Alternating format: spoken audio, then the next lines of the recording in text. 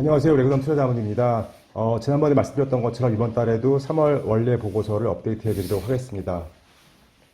우선 보시는 차트 첫 번째부터 말씀을 드리겠습니다.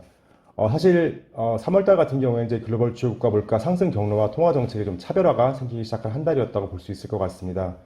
2월 전년 동기 대비 헤드라인 CPI 경우에는 이제 유로존이 8.5% 정도, 영국이 10.4% 같이 유럽 지역은 좀 예상을 초과하는 물가를 기록을 했고요. 반면에 캐나다는 5.2%, 호주는 7.4% 정도로 예상보다 낮은 물가 상승률을 기록을 했습니다. 그리고 가장 중요하다고 볼 수 있는 미국은 이제 보시는 것처럼 헤드라인 6.0%, 핵심이 5.5%로 예상과 부합하는 수치를 발표했고요. 또 그 차트에서 보시는 것처럼 PPI도 헤드라인 4.6, 핵심 4.4까지 전반적인 하향 추세가 유지가 됐습니다. 우측 차트로 넘어가서요. 그러다 보니까 통화 정책도 이런 부분을 많이 반영을 하고 있습니다. ECB가 50bp, 그리고 스위스 같은 경우도 이제 크레딧 스위스 이슈가 있음에도 불구하고 50bp 인상하면서 기존의 속도를 유지를 했고요. 이제 미국은 두 번 연속 25bp, 그리고 ECB도 25bp로 속도 조절에 들어가고 있는 상황입니다. 반면에 이제 캐나다 같은 경우가 G7 국가 중 처음으로 3월에 동결을 발표를 했고, 그리고 어제 4월 3일이죠. 호주도 금리 동결을 발표를 했습니다. 어떻게 보면은 이제 통화 정책 측면에서는 시장은 긍정적인 개선이 있었다고도 볼 수 있는데, 이제 3월은 이런 통화 정책보다는 잘 아시는 것처럼 이제 금융 리스크 확대가 좀 더 큰 화두였다고 볼 수가 있겠습니다.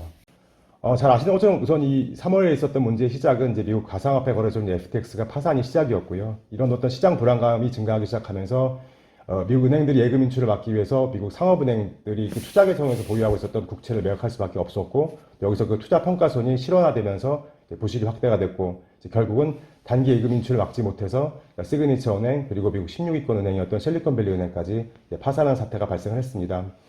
단기적으로 좀 급격하게 글로벌 금융 시스템 위기감이 확대가 됐었고요. 이제 이러다 보니까 거의 2년간 문제가 있었던 그 크레딧 스위스가 결국 그 크레딧 스위스 은행 위기까지 이어지는 악순환이 전개가 되기도 했습니다. 물론 크레딧 스위스 같은 경우 이제 UBS가 전격 인수를 했고, 시장 월말에 많이 안정되기도 했지만 아직은 시스템 불안감이 2008년 금융위기와 좀 많이 비교가 되고 있는 상황입니다. 저희는 이제 지금 상황이 2008년과는 근본적으로 다르다고 생각하는데요. 그 이유를 몇 가지만 좀 말씀드리겠습니다. 우선 첫 번째로 금융 시스템 차이가 분명히 있습니다. 2008년 금융위기 이후에 이제 미국은 도드 프랭크법을 통해서 CFPB, 그러니까 Consumer Financial Protection Bureau를 국회가 아닌 페드에 이관을 하고 있죠. 이런 시스템적인 해법을 통해서 페드와 미국 정부는 매우 다양하고 강력하게, 또 무엇보다 중요하게 신속하게 금융 시스템에 자금을 지원하고 있는 상황입니다. 우선 정부는 3월 10일 SVB 파산 이틀 후에 잘 아시는 BTFP, 그러니까 뱅크 텀 펀딩 프로그램을 발표했고요. 이를 통해서 3월 30일 기준으로 64빌리언 달러를 은행권에 대출해주고 있고요. 그리고 기존의 그 재할인 창구를 통해서 100억 달러를 은행권에 지원을 하고 있는 그런 상황입니다. 여기서 그 속도를 좀 눈여겨볼 필요가 있어 보이는데요. 그 좌측 차트에서 보시는 것처럼 2008년도는 베어 스턴스가 매각되고 리먼이 파산할 때까지 한 6개월 기간 동안 재할인 창구 대출은 20빌리언 달러 정도만 증가를 했었습니다. 하지만 이번은 실리콘밸리 은행의 파산 2주 만에 2008년 그 GFC가 정점일 때보다도 더 많은 대출이 이루어지고 있습니다. 그만큼 빨리 진화에 나설 수 있는 그런 시스템이 갖춰져 있었다고도 볼 수가 있겠고요. 이미 이 윈도우가 그 재할인 창구는 3월 셋째 주부터 대출 규모가 줄어들고 있는 상황이기도 합니다.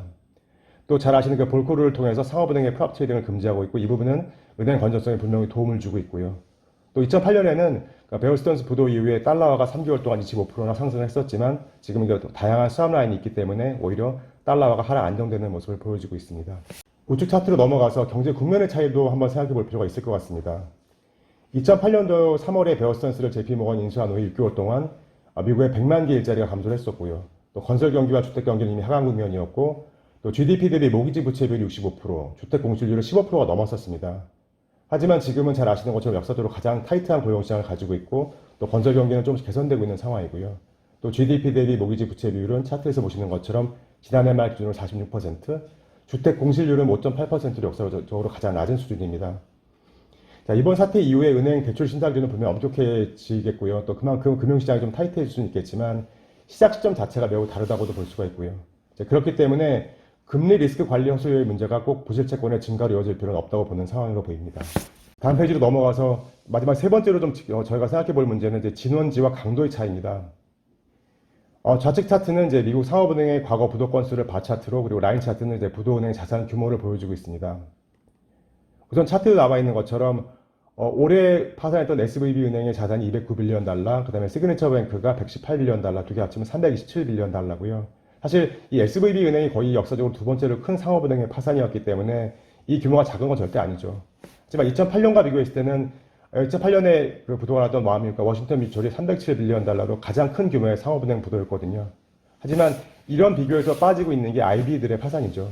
실제 잘 아시는 것처럼 2008년도에는 리만 브로더스가 640빌리언 달러 규모였고 베어스턴스가 400빌리언 달러 규모였죠. 사실 이 와미와 리만 브로더스와 베어스턴만 합치더라도 1트리언 달러가 훨씬 넘는 규모이기 때문에 일단 단순하게 규모 자체도 크게 참 차이가 나고 있는 상황이고요. 그 다음에 무엇보다 더 중요한 건 레버리지라고 볼 수가 있겠죠. 2008년은 이제 그 당시에 베어스턴스의 레버리지 비율이 35.6대 1이라고 할 정도로 위험의 손실 규모 자체가 산정이 어려운 수준이었거든요. 하지만 이번엔 레버리지 리스크가 거의 없다고 볼 수가 있겠죠. 그리고 또 그때는 이제 기초자산이 부실한 모기지 채권이었고 지금은 전 세계에서 가장 안전한 미국채이고요.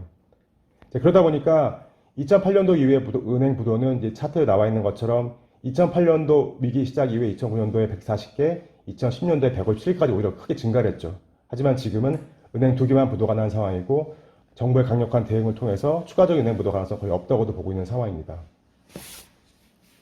자, 그렇기 때문에 시장은 매우 빠르게 회복을 하고 있는 그런 상황이죠.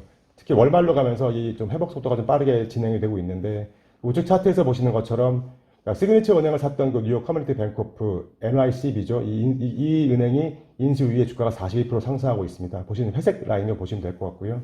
그 다음에 SVB를 인수했던 그 퍼스트 시티즌스 은행도 인수 발표 후에 주황색 라인입니다. 이 은행도 인수 발표 이후에 80% 이상 상승을 하고 있습니다. 또 뱅크텀 펀딩 프로그램인 그 BTFP 프로의 대출 금리도 4.8%까지 올라간 이후에 4.7%대로 안정적인 모습을 유지하고 있고요.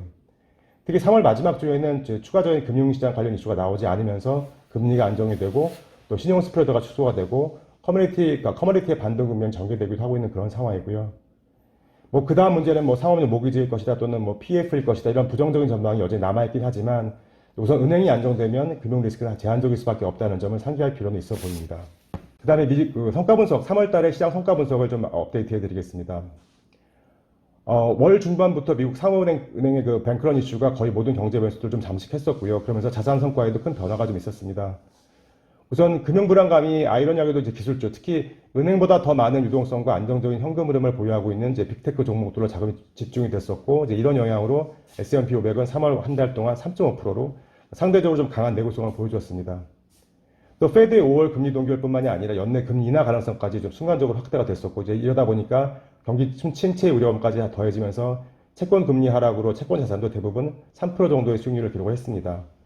반대로 금리 상승이라든지 달러 강세 같이 이런 매크로 기조가 갑자기 반전되면서 헤지펀드들의 성과는 마이너스 1.4%를 기록했던 것으로 나타났습니다. 우측 차트로 넘어가서 이제 주요 업종 성과를 저희 레그넘이 보유하고 있는 이제 투자 풀 8개 업종 자산군별 성과를 좀 업데이트해 드리겠습니다. 투자 풀 내 8개 자산군별 중에서는 위험 회피 자산이었던 금 가격의 상승 때문에 이제 커머디티 자산이 한 2.1%로 가장 높은 성과를 기록을 했고요. 또 역시 방어주라고 할 수 있는 유틸리티, 인프라 자산도 한 1.5% 상승을 했습니다.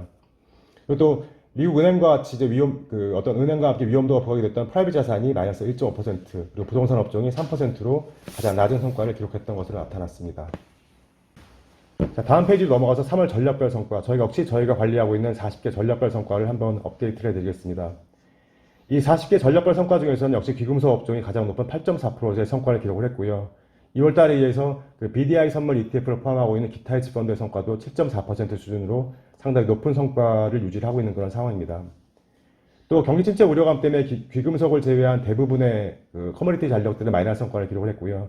또 특히 미국 은행주의 불안감 때문에 전반적으로 금융주의 비중이 높았던 인컴형 전략들의 수익률도 마이너스권으로 좀 하락해 있는 그런 상황입니다. 반면에 채권금리 하락이 있었기 때문에 전통 채권자산 투자 전략들은 대부분 이제 월간 상위권의 수익률을 유지하고 있고요. 특히 일반 자산형 배분 펀드들도 이런 채권과 또 주식시장을 같이 가지고 있기 때문에 상대적으로 견조한 수익률을 유지했던 것으로 나타났습니다. 사실 근데 반면에 이제 또 신용물이라든지 우선주라든지 폐쇄형 ETF들 같이 신용시장과 연계된 투자 전략들의 성과는 상대적으로 큰 폭의 내림세를 기록을 했었고요. 그리고 달러 강세, 금리 상승 같이 또는 물가 상승 이렇게 매크로 변수에 베팅을 했던 그 CTA 전략들이 월간 마이너스 5.9%로 가장 낮은 수익률을 기록을 했고요. 또 개별 ETF들로는 금리 해지형 헤지펀드가 가장 큰 폭의 약세를 시현했던 것으로 나타났습니다. 하지만 아까도 잠깐 말씀드렸던 것처럼 월 말로 접어들면서 이 낙폭이 좀 크게 확대가 됐던 뭐 신용물이라든지 인컴형 프라이빗 자산들은 마지막 주에 좀 가파르게 반등 시도가 전개되면서 3월 장을 마감했던 것으로 나타났습니다. 이제 마지막 페이지로 가서 이제 포트폴리오 성과를 간단하게 업데이트를 해드리겠습니다. 3월 시장 같은 경우에 전반적으로 저희 포트폴리오는 좀 부정적인 시장 흐름이었습니다. 특히 완만한 경기 둔화라든지 또는 금리 하락에 대비해서 인컴형 채권 신용물 비중을 좀 확대하고 있었던 자산 배분형이라든지 또는 구조적으로 부동산과 실물 좀 비중이 높았던 대체 포트폴리오의 경우에 금융주의 단기 폭락이라든지 또는 스프레드 확대 등이 좀 부정적으로 작용을 하면서 시장 대비 좀 저조한 심리를 시현했습니다.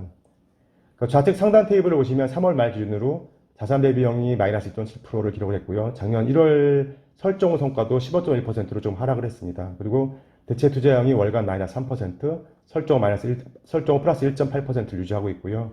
혁신 주식형이 월간 마이너스 1.6%, 설정 후 마이너스 13.2%를 기록을 하고 있습니다. 포트폴리오별 성과는 이제 아래 4개의 바 차트를 보시면 될 것 같습니다.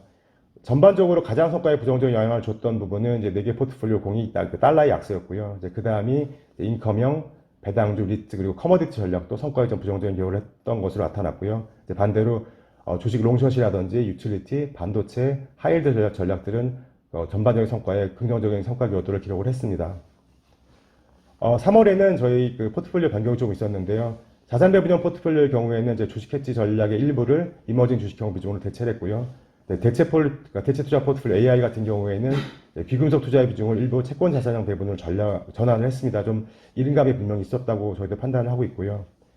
그리고 순수 주식형이라고 쓴 혁신 포트폴리오 같은 경우에는 상대적으로 좀 상승 탄력이 낮았던 스마트 농업 관련 투자 비중을 팔고 일부는 강력한 정책 도움을 갖고 있는 스마트 그리드 투자 비중을 확대했고요. 나머지는 빅테크 비중이 높은 ETF로 대체를 했습니다. 빅테크에 대한 투자 같은 경우에는 전반적으로 뭐 잘 아시는 것처럼 빅테크의 가치에 대한 부담이 남아있긴 한 상황이긴 한데, 하지만 이제 하반기에 금리 인하 가능성에 대비해서 일부 베타 리스크 해지 측면의 투자 배분이었다고 보시면 될 것 같습니다. 결론적으로 3월에 있었던 금융시장의 불안감은 이제 저희가 보기에는 이제 단기 이벤트로 마무리될 가능성이 높아 보이고요. 또 궁극적으로는 긴축 사이클을 조기 종료시킬 수 있는 계기를 마련했다고 보시는 게 맞지 않나라고 보고 있고요. 물론 시장은 등락을 보일 수 있겠지만 여전히 10월 저점 이하로의 약세장 가능성은 매우 낮다고 생각을 합니다. 따라서 기존에서 다소 좀 보수적인 포트폴리오를 유지하는 가운데 하반기에 금리 인하 가능성에 대비한 운용 계획을 병행해 나갈 계획입니다. 이것으로 저희 3월달 업데이트를 모두 마무리 짓고요. 마치겠습니다. 끝까지 들어주셔서 감사합니다.